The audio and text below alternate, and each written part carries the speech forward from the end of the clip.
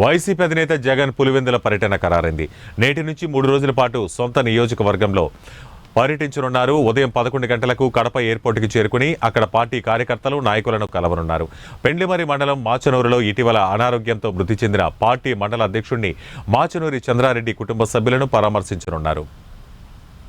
అక్కడి నుండి అదే మండలంలో గొందిపల్లి చేరుకుని ఇటీవల వివాహం చేసుకున్న కడప మార్కెట్ యార్డ్ చైర్మన్, మాజీ చైర్మన్ చంద్రహాస్ రెడ్డి కుమార్తె ఆశారెడ్డి, శివారెడ్డి దంపతులను ఆశీర్వదిస్తారు.